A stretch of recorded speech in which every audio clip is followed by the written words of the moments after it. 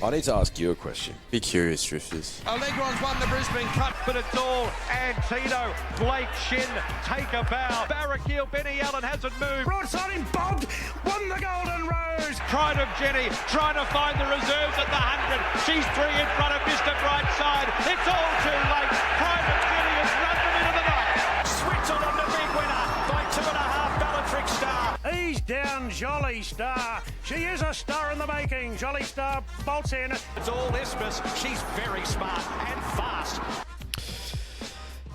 Well, hello, mate. How are you this Thursday lunchtime? Yeah, good. Look, I wouldn't say it's lunchtime. I'd say it's podcast time. Podcast time. Because that's what we put before our starvation. Drifters, we put horse racing before everything. Mate, I'm still basking in the glory of the weekend. I've watched the replay of Seeples like 20 times. Of course. Yeah, and I've indulged in some of my favourites this week, and you know what? Let's not bury the lead, because it's such a good segment that we have to do it each and every week now, as the music loads. The pressure's on again. Private Eye. Who am I? I had 15 career wins, 2 Group 1s, 2 Group 2s, 5 Group 3s, and 2 listed wins. Continue. From 39 starts. I won races as a 2-year-old, 3-year-old, 4-year-old, 4-year-old, 5-year-old, 6-year-old, and a 7-year-old. My final run was in 2020. Oof. I won races in Sydney, Brisbane, and Melbourne. Oof. I won 2 Everests. The old boy, Red Zell. Yeah. Mate, I was actually shocked going through his CV. Like, it was because in modern times, like obviously the Everest aren't Group 1s, but he's essentially a 4-time Group 1 winner, 2 Group 2s, 5 Group 3s, and 2 listed races, winning from 2-year-old right up to a 7-year-old. He's an absolute star. He is. I wonder if he was gelded when he was 2, or if he maybe had his nuts initially and then they did a Marzu and thought, look, this guy's only going to reach his potential if you chop his nuts off. Well, this is how much of a sicko I was, because I went back and watched his 2-year-old races. So he won a 2-year-old maiden on debut, and then I think he went up a short price favourite next start, and he didn't do much. But you know what they did was they tried to take a sit on him. So he was racing about 5th or 6th in the running. It's like, no, guys, what are you doing? Let fast horses go fast. Yeah. Let fast horses go fast. And I wish there was more Red Zells. Racing was a better place when he was around, because you know you're going to get genuine tempo in the race. You know what I mean? Yeah, I know what you mean. I think he really... So even though he was around as a 2-year-old, 3-year-old, he didn't really do much in those years. He really turned a leaf in his 4-year-old year, and that's when he was... running around in Galaxies, running second to Russian Revolution on a heavy 10 when She Will Reign won when we were at the Noosa Surf Club in 2017. Yeah, I remember clearly. Was he an Everest winner at 4 or 5? 2017, he would have been... This is 15, maybe 4. He'd have to be 4. So he went 4 or 5? Either 4-5 or 5-6. Yeah, okay. Maybe 5-6. Oh, he was a good boy. He was a cash cow for us. Yeah, he was a cash cow. He was the absolute best. Mate, what are your thoughts, general musings on this weekend's, set of racing at Moonee Valley and Randwick? I'm looking forward to it, absolutely. There's a lot of good horses returning. I think it makes it a little bit tricky though, because there's some horses first up at unsuitable distances. You could argue that are clearly, you could argue, the best horse in the race, but you're not getting any value. So I'm sort of in two minds whether I, go with a horse who I think's best in a few races, even though they're short, or if I try and get them beat first up, knowing that they've got bigger fish to fry. That's how I saw a lot of the races this weekend. Yeah, same here. I've found it. I thought Moonee Valley had more clear standouts. I thought Sydney was a really difficult card. Made more difficult, as we'll touch on in the race for the Tattersalls Club Cup. But before that, rails in the 4 metre position.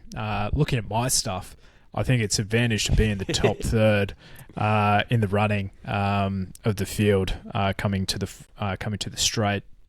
It's good weather up until Saturday, so I think we should be getting closer to a good track on Saturday come this weekend. So we will see. But race 4, a really perplexing start to the card. 2,400 metre listed handicap race, but this could be a 4-horse field on a Saturday because Cleveland, Glory Days, Age of Sail and Travolta, who all have jockey bookings in this race, are also heading towards the Wyong Cup on Friday. Yeah. So, and Saltcoats has already scratched his head in that way as well, and he's the $3.40 favourite in that contest. So, based on, the process of elimination, Changing the Guard, who hasn't won in 3 years, is going to start about a $2 favourite. Oh, yeah, it's bizarre race. Because I was looking at the Wyong Cup as well and put 2 and 2 together that a lot of these won't be racing on Saturday. So, I don't know. Travolta, does Travolta just win again? But no spoil at $2.10. And does he go here? That's the thing. And does he go there? Yeah. Yeah. So, can't possibly have an opinion in this race until, the connections sort out where exactly they're heading, even though they probably know exactly where they're heading already. Can I just say quickly, I hate Cleveland. I hate that horse. Because he knocked you off of an enormous collect, didn't he? Yeah, he did. He beat Vow and Declare Moonee Valley Friday Gold night Cup. at the Valley. Yep. And Vow and Declare was the last leg of a significant multi.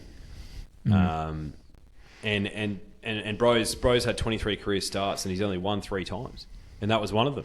Why can you just not, on that one occasion, just not do that too? And I reckon, let's have a quick look. So he's had 1, 2, 3, 4, 5, 6, 7, 8, 9, 10, 11, 12, 13 starts in Australia, and that's his only win. And how's his record read post that victory in the Moonee Valley Gold Cup? 14 of 14, 18 of 18, 8 of 8, 17th of 17, 4th of 14, and then 8 of 20 in the Sydney Cup. Come on, man. I hate that horse. Look, if he ends up in this race, I'll have to back him. Good Wyong Cup, actually. LL Cairns resumes there as well. She's $5.50 there as the top weight. But anyway, race 6 is the Furious Stakes, Group 2 for the 3-year-old fillies at set weights over 1,200 metres. Previous winners of the race being Manal, Tis Invincible, North Star Lass, Jamea, Dame Giselle, and Libertini. So not a bad wrap of fillies there. I said previously in the wrap-up of what was that first race, the Silver Shadow, that I did think that Within the Law could reverse the calls on Savvy Halley once they step up in distance, and more likely going to see a good trap. And if she draws out, now barrier 16 is excessive, I will say. Didn't necessarily think she'd need to draw that far out, but I'd prefer her to draw out there than barrier 1. Let's put it that way. I think Within the Law can turn the tables, and they're a similar price. So clearly, the bookies also think that. They're the two obvious, right? Within the law and Savvy Halley. There's no reason why Savvy Halley can't continue to improve third up. I've just seen another one in the market, number 16, Apocalyptic. It's $4.60 at the moment with the good people at Ned's. Do you know much about this little filly? I don't. Only the one star, but, finished behind Gallo Nero, who couldn't get the job done in Sydney or in Brisbane. So possibly a bit of hype money. Being an extreme choice filly, but probably need to see it. Okay, fair enough. So the one I'm actually going to have a bet on, just for a little bit of a spec first up, is number 8, Acacia. $21 with the good people at Ned's. Watched a couple of its trials on soft decks, albeit, and trialled pretty well. First up in this first trial with Gangster Granny, winning that one. And then was trialling alongside the likes of Depth of Character in this next trial and ran well again. I'm prepared to have a spec at that price purely because of its first prep. Has beaten home Beedman and has good form around a couple of others. So, she came third in that Yarraman Park Woodlands Stakes at Scone. So, a lucid race in her third start. She ran a nice third. Draws well enough here, and at that price, worth a spec. Yeah, definitely worth a spec.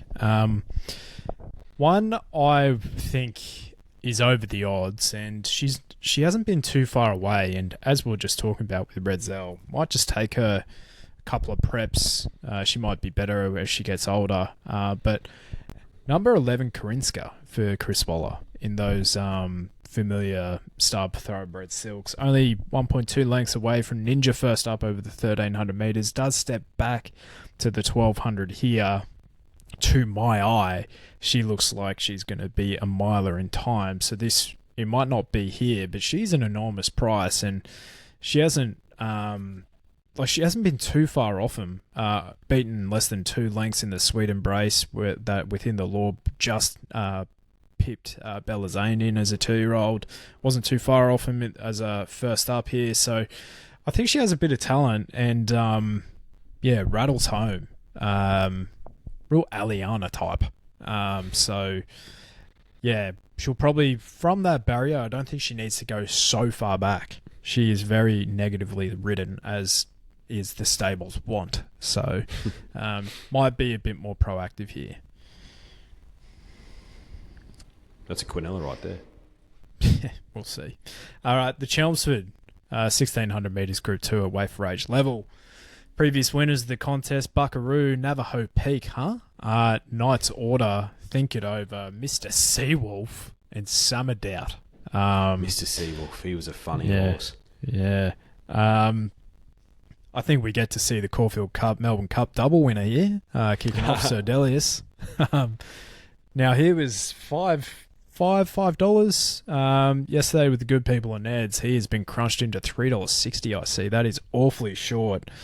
And the stable has actually said, which is no good for my futures prospects, but he could actually, depending on what he does here, if he does show an elite turn of speed, which we did see in Queensland, he could actually be heading towards a Cox Plate over a Caulfield Cup. Now, if the ultimate aim is a Melbourne Cup, I'd say they'd still go the tried and true Caulfield Cup into a Melbourne Cup. So I'm still confident that he'll be heading towards a Caulfield Cup into a Melbourne Cup, but really interested to see what he does here. The stablemate Vauban is obviously in the race as well, and I hear that TC has gone, you know what, I'm following with Sir Delius wherever he goes this prep. Yeah, fair enough. I thought the market move was really interesting for this horse. He's been trialling well. He's never seen a good deck, Sir Delius, in his career. I think if we do get a good 4 in Sydney, though, on the weekend, it's probably going to be on the softer side. So I don't think that's cause for concern. When I first saw the markets open and he was, close to that $5, I was like, well, I'm going to have a bet on him. But now that he's trimmed up a bit, I'll probably reconsider. She-Wolf's come up very short. He's $2.15 at the moment with Ned's. And he rocketed home first up in the Winks. And everyone thought, Chad Schofield butchered him and he should have finished closer, which you can definitely argue. But I don't know. It gives me run on a bit vibes, Cheerwolf. So I think if you're taking $2.15 with this horse, you have to be absolutely certain that he's going to win because, whilst he's clearly showing a lot of talent, he's got a 25% strike rate as it stands right now. Because he's got a bit of a negative racing pattern. So, I don't know. I'd probably try and get him beat on the weekend, if I'm honest. Yeah. I tend to agree. I think the market will surely correct with Sir Delius. I think he has to get out again. Surely closer more to than that $4. Yeah, I'd say closer to that $5 as he was because he's kicking off the mile here, which I actually love Stayers kicking off. I think the Stayers kind of tag is actually a negative one at times because I think he's better than a Stayer. Like, I think he's got a really electric turn of foot, like a without a fight, good horse. Horse. That can get the job done from 2,000 metres onwards. So, and at the mile kicking off, I really don't mind it at all. As you said, trials have been solid, not absolutely blowing anyone's dicks off, but they're good enough. And with Cheerwolf, I think he is beatable, as you said. So yeah, Sir Delius on top for me, but yeah, it's going to be price dependent if I bet or not. Yep, fair enough. All right, the Concorde Stakes, Group 3, 1,000 metres, set weights and penalties. I think Bredsell actually won this race 3 times. Guitra, Nature Strip, Eduardo, Remark, and I Am Me. Hell of a winner's roll there. Fascinating contest here. Now you have Jimmy Starr, confirmed starter in the Everest at 550, 60.5 kilos as the top weight. You have Lady Shenandoah kicking off her campaign here from Barrier 1, 58.5 kilos, $2.90. J-Mac in the saddle. We've seen these 4-year-olds just to get the job done in the features so far. Are you on her side or are you willing to risk? I really like Lady Shenandoah. I don't think she's... I know the weight doesn't count for as much over 1,000 metres, but she's a 4-year-old man. She's got to carry more weight than some tried and true geldings through the list. And I don't know if 1,000 metres is her jam, but I don't know. Chris Waller's been doing this for 3 years in a row, where he takes his star 3-year-old filly who stretches out to a mile and tries to turn him into a sprinter with the Everest in mind. It didn't work for Zoo Gotcha. Worked for Jolly Star, not in the Everest, but clearly she's a sprinting type. Lady Shenandoah is by Stitzel, so no shock here if she came out and won. And would it be fair to say in that Coolmore Classic that she was paddling near the end, at the end of that 1,500 metres, or was Firestorm just more brilliant? Oh, she was tiring. She also carried a lot of weight for a 3-year-old filly. Yeah. Lady Shenandoah. But you know my theory on 4-year-old mares, I don't think they're treated that well at weight for age. So when you take a race like this, is this a set weights and penalties race, or it's not a handicap race, surely? Set weights and penalties. Yep. Look, she's got gate one. She's essentially top weight as a 4-year-old mare. Yeah. She's got gate 1. J-Mac wouldn't shock me at all. But I think if I'm getting $5 for Jimmy or Headwall, I'd probably prefer to have a spec on either of them. I'm a Jimmy Star guy, as you know, and a Headwall guy, as you know. The amount of improvement that Jimmy's made each prep makes me think that he's going to continue to improve. He's basically equal weighted with Lady Shenandoah. He's got a shit gate, but we know where he's going to be towards the end of the race. It's going to be storming home. So I'm probably going to have a bet on Jimmy. He flies fresh. Yeah, worth a spec in my opinion. Yeah, he was pretty brilliant in winning the Oakley Plate first up, wasn't he? What do you have that day? 54.5 from barrier 14. Ethan Brown in the saddle. Carries 60.5 here.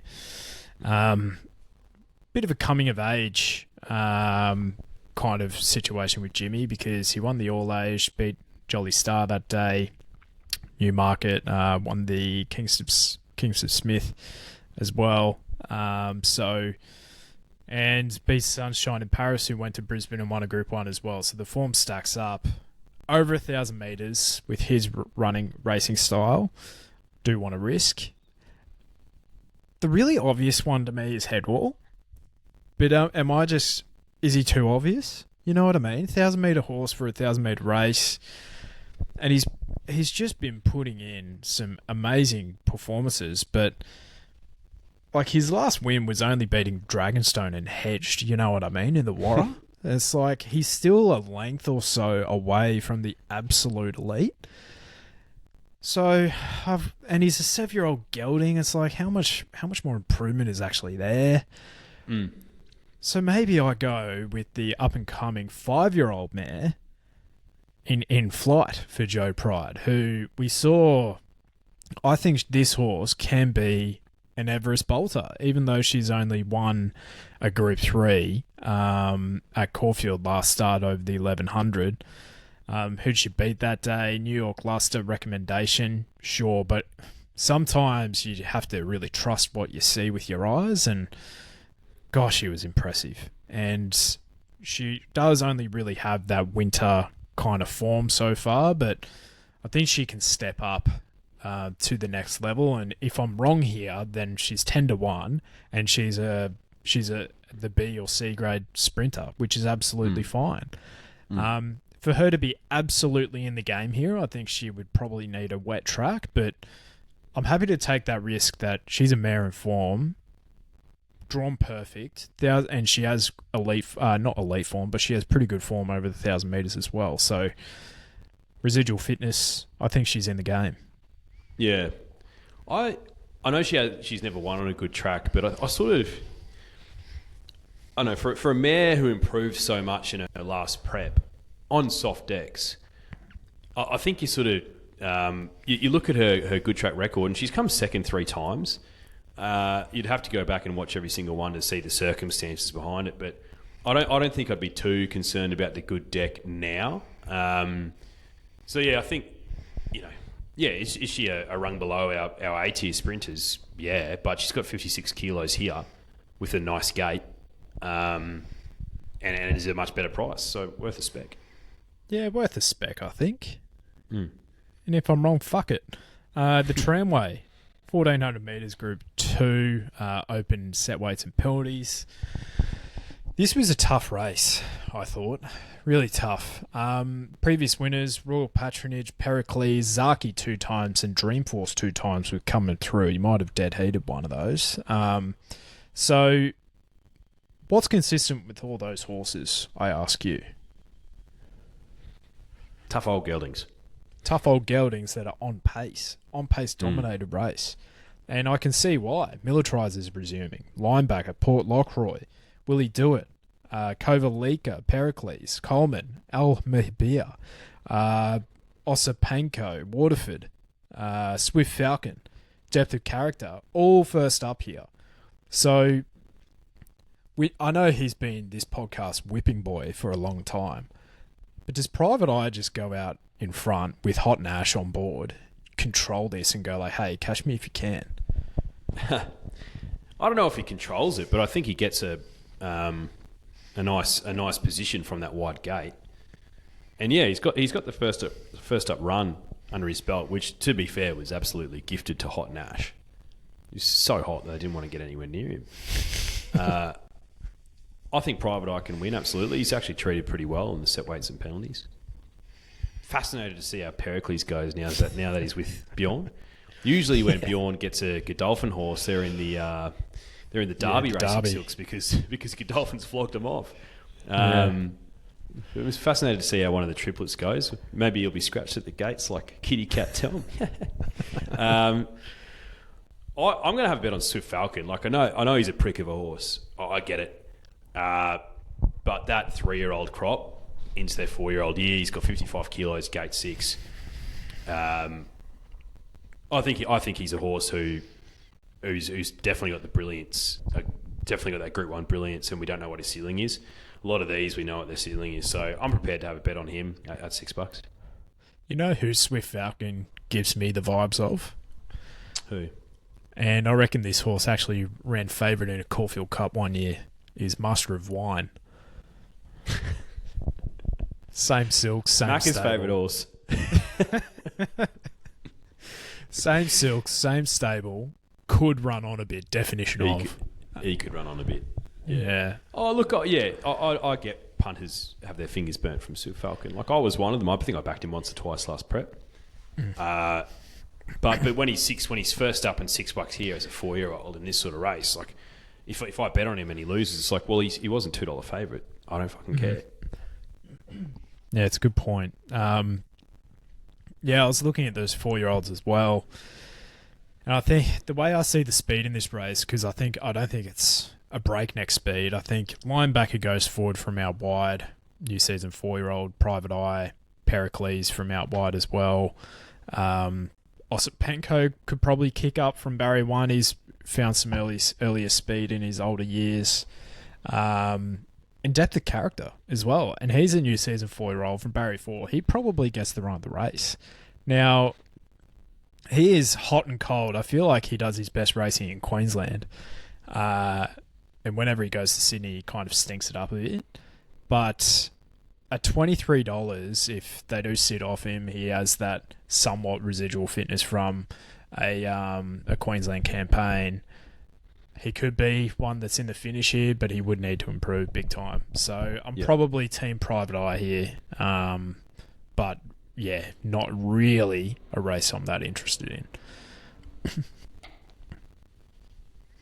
All right. I think that's all she wrote at Randwick at the Valley. Rail's in the true position, generally plays very fair, and should be a good track come Saturday as well. So race 5 is the Chautauqua Stakes, listed 1,200 metres handicap. Previous winners, A Little Deep, She Dances, ASAR, Express Pass, and Showmanship. I thought Angel Capital was awfully well placed here. He's nearly the best bet of the weekend. Yeah, he's one of those ones where he's first up, and you're just fascinated to see how he goes this prep. I'm very keen on him, and I'm wondering if Chris Waller's thinking, let's get the win here, and let's take him to a Rupert Clark to get his Group 1, because he'll probably be pretty well weighted in a Rupert Clark, I would imagine. 1,400 metres, Caulfield, we know he runs well there. So yeah, I'm keen on Angel Capital. The concern is Red Hot Nick, who, is he as talented as Angel Capital? No, but his last 2 wins at the Valley, over 1,200 metres, he's just led and kicked away at quick speed, and there's no reason why he can't do that again. And he's got the lightweight too. So Red Hot Nick, I'm not surprised that he's come up at $4, but I'm an Angel Capital guy. And we'd like to see him win here. Yeah, who usually rides Angel Capital? Benny Mellon, but he's suspended. Gotcha. Because he can be a difficult horse to ride just with his pattern. So do need a bit of an alpha on, and Frosty, if he's good enough for the Japanese, he's good enough for this, right? Yeah, fair. All right, race 6 is the Mackenzie Stakes, listed 1,200 metres for the 3-year-old colts and geldings at set weights and penalties. And Angel Capital actually won this last year. Before that, Stepati, Fast Witness, He's Exceptional, and Ocean Beyond. Tell you what, did have a bit of the run of the races about it, but Space Rider, awfully impressive, I thought, last start, defeating the likes of Wise In Law and Extremo, who I know you were interested in. Are you team Space Rider, Extremo, or are you going outside of those two? No, I'm prepared to stick with Extremo. Gets a significant jockey upgrade from Weak Gutted Dog, Giant McNeil to Frosty. Draws a nice gate. I think there'll be a bit more intent here. I was ripping up my ticket, 400 metres into his last race. Extremo Jai took him right to the back, and he finished off really, really nicely, though. Hit the line really nicely. Fuck, honestly. He's $5.50 here, so happy to have a bet on a Streamo. Well, there's another horse here as well. Failed, to say the least, Queensland campaign, Beskar, son of Schnitzel. But before that, was heavily backed to beat North England in the Kindergarten Stakes at Randwick, and got in a bumping duel with King of Pop. Now, North England's probably...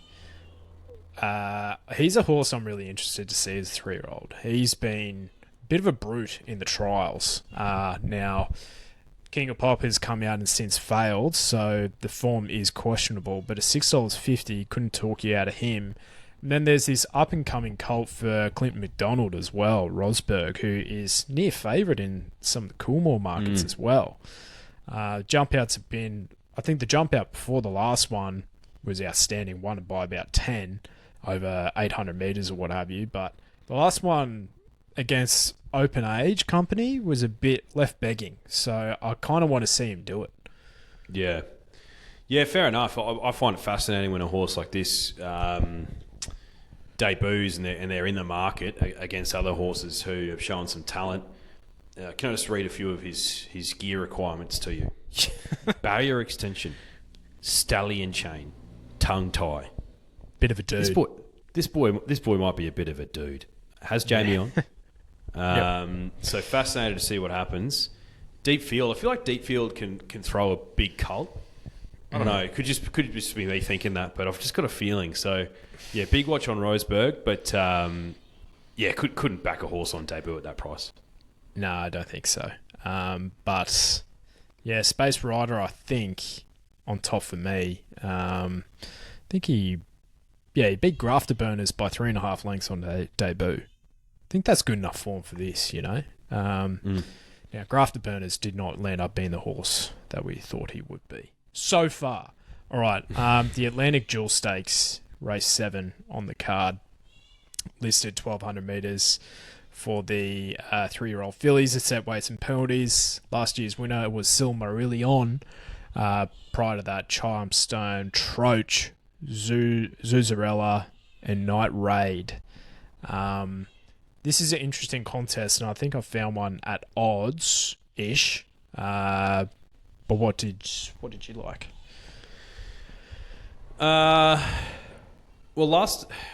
Ferrivia, who won last start in the Quizette Stakes, I was on My Gladiola, and she rocketed home really nicely for second.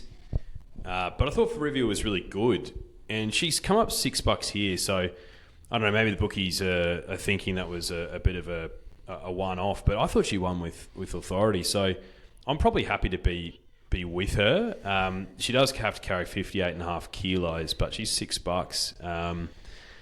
Aside from that, there's another filly with the Freeman stable who won really nicely in Bendigo last start. That's number 14, Point Barrow.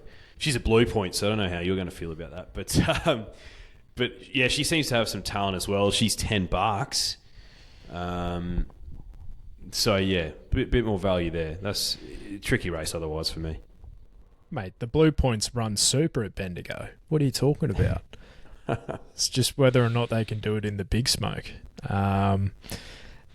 One horse who could do it in the big smoke was Ole Kirk. He was a metro marvel, doing it in Sydney, doing it in Melbourne as well. And his daughter, Ole Dancer, has to overcome a dog shit barrier from barrier 15, but she has the right jockey to do it in Blake Shin, taken by her 2 career starts so far, and I think she looks like a 1,000 guineas horse if I've seen one. So I think she's about that. It's on my Ned's profile. Forget the odds. Might be around $15 for the 1,000 guineas. So I think she's going to put in a good performance here, and she'll be onwards and upwards towards that contest there. So yeah, I think a sneaky run in that Fervia. How do you say it? Fervia? Ferrivia. And My Gladiola race was number 12 Custom for Kieran Maher, Godolphin. Cluttered up, hitting the ribs 2 times, which can't possibly help in the straight. She's one I've got my eye on as well, and at $16, I might have something small on her here, and then look to her towards 1,000 guineas as well, because I think she has a bit of talent as well. So she finished not too far off him, and she was entitled to really lag behind, I would say. Keen to have a quick look at the So You Think Stakes. Not a listed event, but 1,500 metres at set weights and penalties. See the Melbourne Cup winner resume here. Nice choice as the top weight. Yeah, and apparently he trialled, he's been trialling really well. He had a trial in Bendigo. Well, apparently he's never won a trial in his life, and he's won 2 prior to this. How good. Yeah, he's not a stayer resuming at 1,600 metres, but 1,500 is pretty close, Hutch. Now, good to see him back, the Melbourne Cup winner. I thought this was a really, really tricky race. I actually don't mind attrition. I feel like he puts in a good performance once at prep, and he needs a good deck to do that, and he gets that this weekend, and he's $8 attrition, so I'm happy to have a sort of spec on him. Moira, I think, is probably the obvious one, and Zardozi resumes, and going to the Kieran stable could be the best thing for this girl, Zardozi. I feel like with those, as those mares start to get older, particularly those that can run a distance, he just can get something extra out of them. So interested to see how she goes, but yeah, happy to have a bit of a spec on attrition. Yep. I think Desert Lightning is incredibly well placed here. His last 2 starts, sure, been 2 lengths by private eye on a soft 6. Should see a good track, so I think he'll improve, and second up will have that improvement as well. But this horse was only 2 lengths away in a Stradbroke.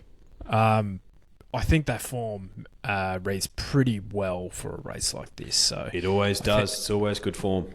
Yep, and I think at the track he's only run.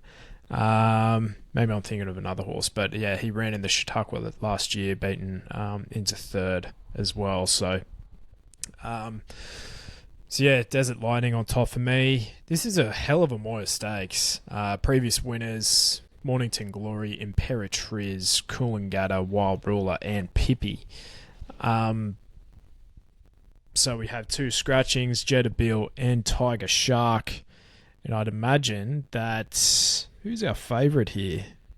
It looks like Alabama Lass at $4, followed by Isha at $4.80, followed by Neonce at $6.50, and Barracuda at $6 as well. Yeah. Yeah, it's a cracking little race. Look, I wouldn't say it's filled to the brim with Group 1 stars, but there's a lot of horses here who I think can take that next step and be Group 1 weight for age horses. If this was like an Oakley Plate field, you'd be like, this is a hell of an Oakley Plate, like a great handicap sprint. But yeah, so I'm really torn at the moment, mate. It's funny. I was sort of, when they sort of announced the field and the acceptances, and they said Aisha was going to be the first emergency, a part of me was sort of half hoping that she would make the field, so I wouldn't have to consider her, and it'd make it an easier bet for me to have. But now that she has made the field with 50 kilos on her back, gate 4, Jamie Carr knows how to win this race on a 3-year-old filly. I can see why she's into 480. Completely an acid test, and she's so untapped. But the way that she's put away the fields in 2 starts over 1,000 metres tells me there's plenty to give with this horse. So yeah, keen on Isha. Got to risk a few, but the other 2 for me are number 11 Skybird and number 12 Alabama Lass. Alabama Lass, I don't think she's a 1,000-metre horse, but I do think she's a really talented horse. So I think this is a bit of a spec, and if she runs well, they'll really screw her down for a Manicato, Alabama Lass for mine. But would not shock me at all. But probably would prefer just to see her run. Skybird's an interesting one as well. Even though she won the Lightning first up last prep, I think she probably is more of a 1,200 metre horse. But I just think the setup of Moonee Valley with a lot of speed on, she's drawn a nice gate. If Dogshit Johnny can sit just behind the speed, maybe midfield, maybe she'll get there in a photo. And she's $8.50, so I like Skybird as well. And I haven't even spoken about 3 or 4 other horses that can definitely win. Tricky race, but yeah, definitely keen to have a bet. It's probably going to be on Skybird or Isha, I'd say. How would you rate this Lightning field that she beat? Stretton Angel, Benedetta, Switzerland, Traffic Warden, Marzu, Growing Empire, Way to the Stars, Philosopher, Joyful Fortune. At the time, I rated it really highly. With those 3-year-old colts. Can you remember it was a weird deck as well? Like it was like windy and rainy and stuff like that. But yeah, in retrospect, is that a vintage edition of the Lightning? Probably not. I think she would have beaten a lot of good horses on that day though. The way she rocketed home. But she's pulled up lame. She had an injury. She's coming back from it. I liked her last trial. A few question marks absolutely for Skybird, but I've always liked her, and I've always thought that she has a wicked turn of foot. I think she just needs it all set up to go away. Yeah. No, I like her as well here. I think it's that race. I think you can kind of, if we're liking the 4-year-olds, Arabian Summer is a 1,000-metre horse, I feel, and she's a new season 4-year-old as well. Barrier 1 will probably hope to control this out in front as well and give him something to chase. Barraquille's my guy, so I might have to have a bet on Barraquille just based on that, $6, and Barrier 10. I reckon they're hoping to be in the 3 wide position with cover, and then just start getting going from the 300 meters or so. Yeah. I know that typically, I don't know what the stats are, but typically for a 1,000-meter race, when the rail's in the true at Moonee Valley, you probably just want to be in the sort of inside gates anyway, even if the track is playing pretty fair. But I don't know if we've seen a lot of 1,000-meter races at the Valley that are going to have this much early speed. Like, we know Alabama Lass is going to roll forward, Arabian Summer's going to roll forward, Aisha's showing that she can show initiative. We're not even thinking about Midwest and Golden Boom and Rothy in the wider gates coming across. So if Barraquille can keep an eye on them coming across, and in your words, get that sort of 3 wide line with a bit of cover, that might be the perfect place to be on the day. So, and he's the one who's drifted a bit in the market. He's $6. It could just be one of those, Why didn't we bet on him? You know what I mean? If he replicates that performance he had first, if he goes better than what he did first up and replicates his performance that he had on Cox Plate Day, if he doesn't win, he'll be top 3. I think the distance is what is tripping people up, and he did have his absolute birthday first up. No denying that. But I think it's a different set of scenarios here. I think it's going to be far more testing here, and I think it actually sets up quite well for him. So he's probably my on-top selection, bit more heart over head. If it was 1,100 metres, I'd be all over him, or 1,200. But him and Skybird are the ones I'm really interested in. Fascinated to see how Alabama Lass goes. But yeah, Barraquille and Skybird, I think I can have a 2-bet play there. And good luck to Rothy. Good to see him down in Melbourne again. How far away was he in the Stradbroke? 3 lengths. And before that, he nearly won the Doom of 10,000, knocking off Sunshine in Paris on a heavy 8. That would have been all time. I was cheering for him. I know. He's a good boy, Rothy. I hope he runs well. Yeah. Mate, I think that might be it. That's all she wrote. So, that's all she wrote. No pot this week? No pot this week, but I actually sold ourselves short. We're doing one for the Underwood. So not just the Golden Rose. So the Underwood is the next one. That is the 20th of September. So that is the next time that you can log into your Neds app and, have an absolute, hopefully, fill up. Have a bit of fun. Of course you will. And we'll go chips in on Seeples again. Is that Rupert Clark Day as well? It actually is. It might be. So it actually is. So we might have to. He'll be hard to beat. Yeah, he will be hard to beat. And Underwood or the Turnbull, we'll see Sir Dilius, I'd say. Maybe the Turnbull, I can't quite remember. But yeah, so it's going to be a fascinating weekend of racing, I would have thought. Probably one I'm definitely not chips in this weekend, let's put it that way. No. This is a little bit tricky. Just like I said at the start, those horses who are sort of first up for the campaign with bigger fish to fry, just trying to get a bit of a feel for it. But look, I'll still be playing responsibly. Of course, and you can do that via our Neds profiles. All right, Drifters, we'll see you on Sunday. Good luck, Drifters.